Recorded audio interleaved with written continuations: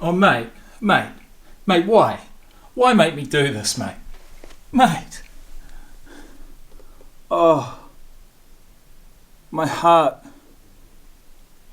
Oh, no. Oh, no. I had to do it. I had to exterminate the spider that was as big as my palm. I had to do it. I had no choice. Extermination was the only option. Maybe in a bigger house where he or she had more room to roam, and the chance of getting into bed with me tonight was a bit less. Maybe in that case I would have let him live, but I haven't in this case. I really apologise. That shit kills me. No pun intended. Either way. Okay. That's a normal colour. That is the colour after yet another really not moving? Alright. Really good gym session. I mean, these sessions are just getting better and better. And that is something I didn't know whether, it would happen or not, but it seems it has, and I'm really happy about it. So, yeah, God, that's just unfortunate, really. I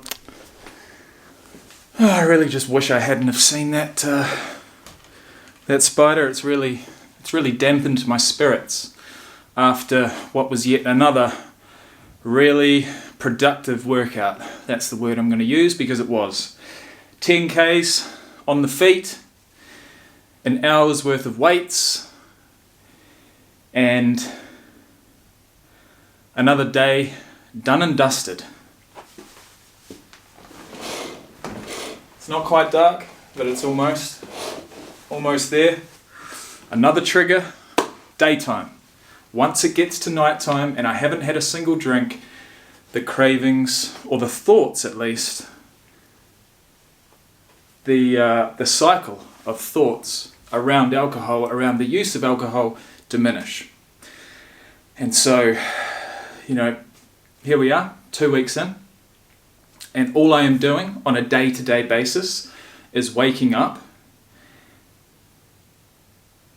and making positive choices so that I have no reason to go into self-sabotage mode and be given an inch and run a mile.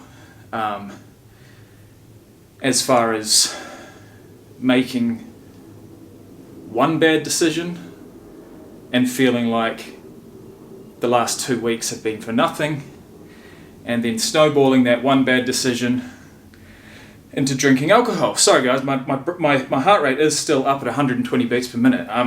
2 hours in the gym. I mean, fantastic workout. I can probably speed things up now. So yeah, 2 weeks in, I wanted to make this video. I've had some thoughts around how I want to continue this channel moving forward. The story is not over by any means, and I don't want to stop telling it, but I want to tell it in a different way. I feel like daily vlogs, or even anything like daily vlogs, with my day-to-day activities and thoughts. I have made hundreds of vlogs, of daily vlogs, probably 200 all up. Now I want to transition into topic-based videos, because the sobriety themed YouTube channels that I enjoy watching are topic-based videos. It's just they sit down, for the most part have a single area that they shoot the videos from, which obviously is their comfort zone. And when they sit down, turn on the camera, that is when they can sort of go back and relive their war stories and their tales and trials and tribulations of however many years they spent drinking. And that's something I want to be comfortable enough and sober enough to do. And watch this space is all I can say. But I thought I'd be wasting an opportunity to check in, to make another video, if I let the 2 week mark pass and didn't make a video, just checking in. So Monday the 4th of November, not yesterday, not the week before, but the weekend before, Sunday afternoon, I just moved into my new house, my new place, my new studio apartment. I say house, it's not a house, it's an apartment, but it's more than enough for me. Just moved in, coincided with my final shift at my second job, which I had been hammering the hours out for the last 6 months. I say I worked two full-time jobs for 5 months, but looking back, I actually worked full-time hours at my second job as a casual for a month prior to going full-time. So it was 6 months of 80-hour weeks, and I coincided finishing up at that job with moving into a new place. I took 2 days off annual leave on the Monday and Tuesday, and that was my opportunity to grasp sobriety by the horns once again and give it my best shot. And that I did, and that I have been. And it's gotten easier and easier. Now, physical symptoms, I'm still having headaches. I still struggle to hydrate myself. You know, my cells, that meme of that alien that's fucking shriveled up and he just wants water when he's so hungover, right? That's every single cell in your body. And that's what I'm doing. And it's laughable, but it's not. It's fucking scary that every single cell in my body was looking like that and screaming out for water day in and day out. And so it didn't matter how much water I gave myself, I always had that sense of a dry mouth. I always had fucking headaches. And, nauseousness and sickness was something that never really affected me too badly. And I feel like that's because I always made sure to eat before I went to sleep. But, I've completely lost my train of thought, but it is what it is. I actually tried to make this video a couple times earlier today. I feel like because I knew that I couldn't relax for some reason. I just couldn't relax enough. My thoughts were going everywhere. And as I've mentioned previous, after a gym session, not only am I feeling content and happy and tired, but in a good way, but my thoughts, I can also collect them a little bit better. I'll use that time, especially whilst on the treadmill, to sort of collect my thoughts. And I can only imagine how much better my day would be if I was able to do that first thing in the morning. So then I could really collect my thoughts and plan my day and execute, you know what I mean? Whereas at the moment, I'm working, I'm getting up half an hour before I get to work. It's still a rush, unfortunately, but it is what it is. Turn up at work at 8, finish at 4, go to the gym about 4:15, 4:20, finish up at the gym at 6, 6:15, get home 6:30, have a shower, finish off any dishes, put away any clothes, make my bed if need be. Normally I do it at lunchtime. I kind of use my lunch breaks as an opportunity to come home and just tidy up the place a bit. Because I always tell myself I'm going to do it in the morning, but I never do. And then, the evening is pretty chilled at the moment, you know what I mean? And I'm still having to come to terms with that. I'm still having to just realize that holy shit, you're not working 80 hours a week anymore. Holy shit, you're not struggling with the hangover at the moment. Holy shit, you're actually going to the gym, bro. Well done. You know what I mean? Well done. Well done for making those healthy choices and sticking to them. Because you like, this is me talking to myself in third person. You know you're better than this, man. You knew you were better than this. You know you're capable of so much more. Especially physically. With that mindset, mate, with that mindset and the shit that you've had to go through, to come out on the other side, I mean, the sky is the limit. That's the kind of thing that I need to tell myself, but it's the kind of thing that unfortunately gets drowned out by anxiety and judgment for myself, right? So anyway, the longer I continue to make healthy choices on a day-to-day basis, the better I'm going to feel and the more courage I'll get, which is the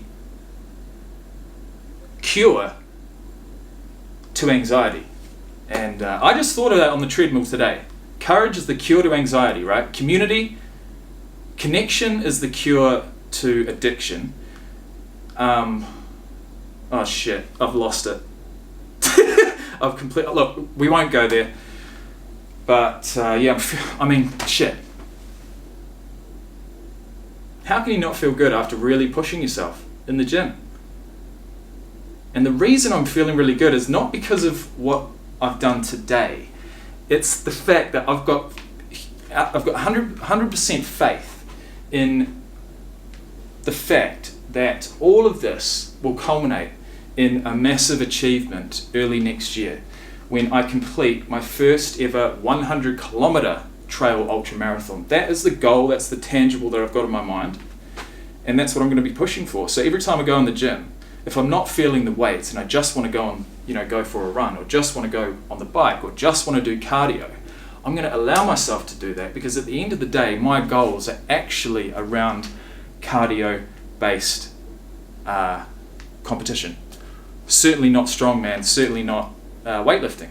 So I'm going to continue weightlifting just to hopefully shape up a bit and utilize the muscle memory that I have in the bank, that I've already utilized somewhat over these first 2 weeks, but give it another 2 weeks, 4 weeks, 6 weeks, and I think I'll probably have, recouped all of the easy muscle memory that I'm going to, and while continually working on my fitness, and hopefully shedding a few kilos of body fat, and just absolutely crushing 2025.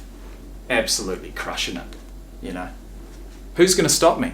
The only person that's going to stop me is me. So it's all up to me, and it's all up to you guys. And that is about all of the motivational speak I have. But I'm glad I made this video. I was just gonna, I really wasn't in the mood before, but it's funny, you start to talk even when you feel like you don't want to, and you never know how you're going to feel at the end of it. It's okay to talk. Thanks for watching, thanks for listening, and I'll see you in the next one. 2 weeks down. Can't complain with that. And I haven't even needed any help. Not this time. Not this time. I designed it. I designed my first 2 days of rehab. I designed my first 48 hours of